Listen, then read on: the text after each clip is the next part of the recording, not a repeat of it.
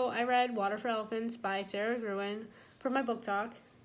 I thought it was a really good book. It starts when a circus starts setting up next to this man's nursing home. He's about in his 90s, and the book consists of its flashbacks from when he ran away and joined the circus. So at first, he was studying to be a vet in Harvard, so really prestigious school. And then then his parents died in an accidental car crash, and he just couldn't focus on his studies anymore. So he ran away, found train tracks, and a train jumped on it. It was the 20s, so people did that. And it turns out it was the Benzini Bros' most spectacular show on earth, which was a circus train. And so he turned out to be a circus veterinarian, and he worked with the animals in the menagerie.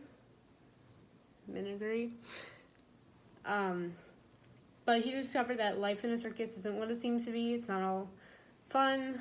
There's love and scandal and brawls.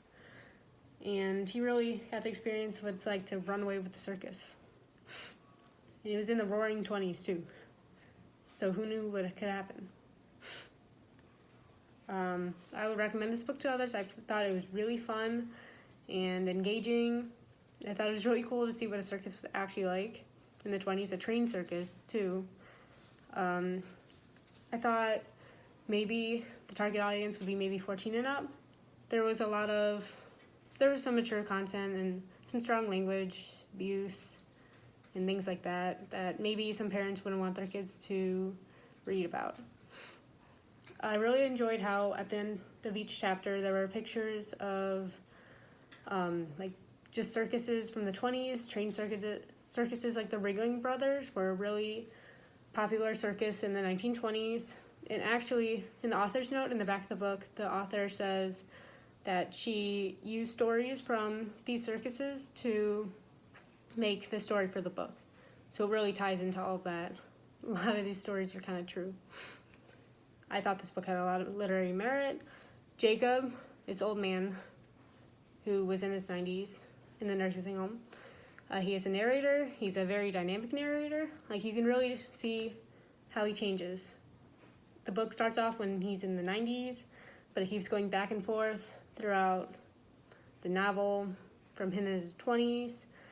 And you can see how in the 20s he's kind of a vet that just works for the money. But then in his 90s, it's the drag of life, of being in old age, and the monotony, and he just wants to get out of there, get out of the nursing home. He doesn't want money in particular, he just wants to do anything that's not just sitting in a nursing home. I thought maybe what contributed to this was how many atrocities and things he saw committed to the animals in circuses. Circuses are known to be kind of abusive towards animals. So I think maybe that's what contributed to his change in heart and work. And even though the story is a lot of flashbacks and going in between, I thought it was still a very clear story. It wasn't very confusing, and the plot line was very clear and obvious and fun. I thought this author, Sarah Gruen's writing style made this book a compelling read. I loved her figurative language. An example is, she's as light as air. This was during a dancing scene between Jacob and Marlena. Marlena is a girl at the circus who Jacob takes a liking to, but turns out she has a husband, but this husband is also abusive, which ends up some tension and conflicts throughout the book.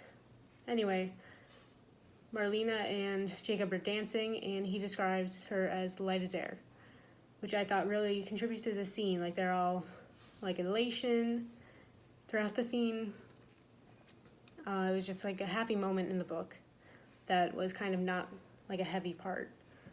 So it kind of contributes to the lightness. I thought there was another, an example of parallel structure, and she also the author used very advanced vocab, I think, adjectives to really describe the characters and characterization of the people in this book. Like, she describes August, who is Marlena's husband, as charming, gregarious, and handsome as the devil. I thought that this was like a good comparison. So it was like a simile, but mixed in with parallel structure, which I thought was pretty cool way to use words and describe a character.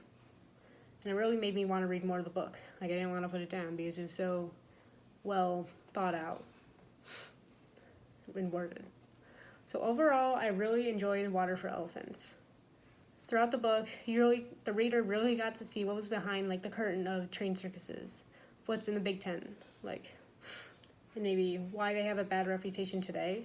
There's a lot of illegal activities that were going on, things that kind of made Jacob uncomfortable at being in a circus, and he didn't stay very long.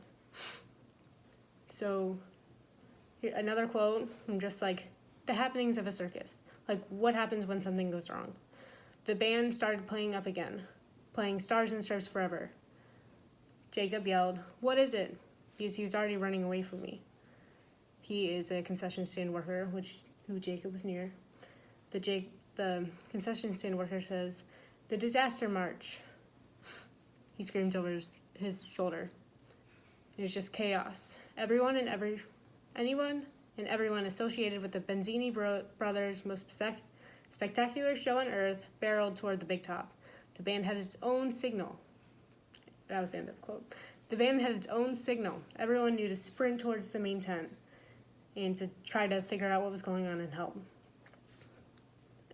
Also in the story, there was a huge scandal, and August, Marlena's husband, was an abusive, paranoid, psychoforensic.